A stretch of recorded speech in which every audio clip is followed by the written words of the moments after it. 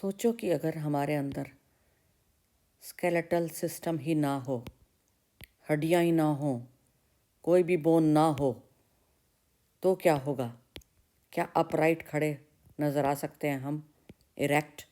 नहीं, हम एक रबर बॉल की तरह भांति ऐसे बिछ जाएंगे। So the skeletal system, framework of bones and a few cartilages, a significant role it has to play in movements. Types of skeletal systems. In the invertebrates, the hydra, it is the fluid which will make the body hard. If it closes down like this, the hydra, then the fluid will be putting pressure on the walls and hardening up the body and creating a support and a shape of the body. So that is called hydrostatic skeleton. Example is hydra, where it is the liquid, the water, the fluid which will help.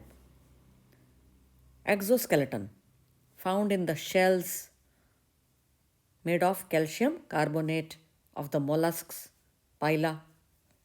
Chitin, the hard substance found in the arthropods. Look at the insects, they have the exoskeleton made of chitin. Scales, nails, horns, hoofs, all dead tissues, dead cells contain keratin substance, a protein keratin. So the horns of the cows, the nails, all contain keratin, that is the exoskeleton structure, substance. Endoskeleton, the inside skeleton found in the bodies of the animals and man. Example is the bones and the cartilages. Bones are hard, cartilages are soft. Bones contain cells called osteocytes in a hard matrix. Cartilage contains chondrocytes. Look at these green colored chondrocytes. They are lying in a cavity, the lacuna, and this is the matrix which is softer. The human skeletal system is mainly divided into the two parts, that is axial skeleton and appendicular skeleton. Axial तो है main axis वाला, हमारी body की जो main axis है ना, वो वाले स्केलेटन को एक्सियल स्केलेटन बोलते हैं।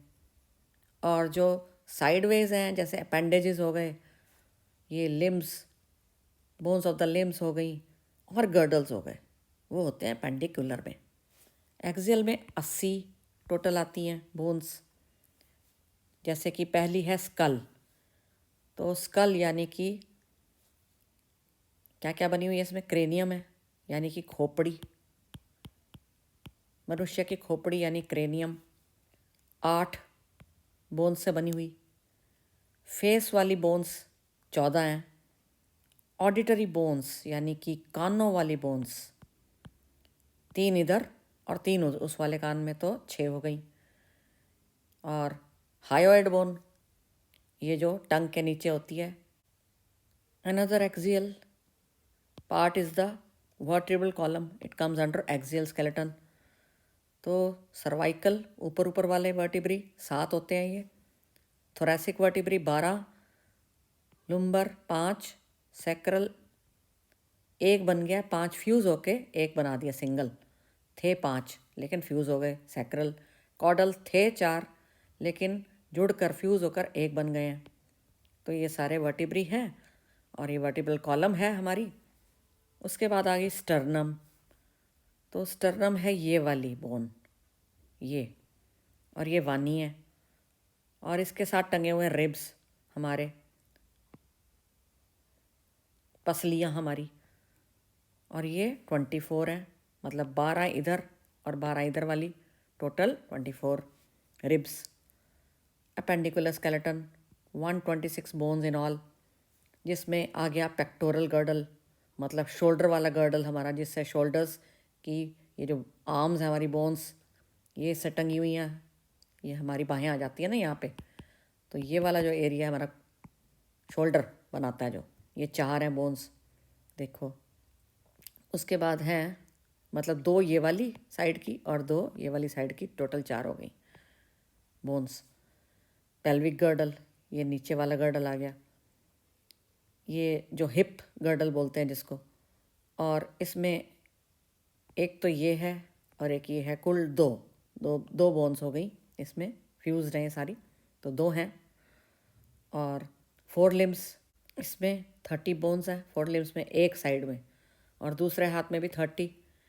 इसी तरह हमारे जो टांगे हैं यानी हाइंड लिम्स हैं, उसमें भी एक टांग 30 बोन्स की बनी हुई, दूसरी भी 30 बोन्स की। शुक्र है कहीं पर तो भगवान ने सिमिट्री रखी है दोनों में कि हमें याद रह जाएगा कि सारे लिम्स में 30 30 30 हैं।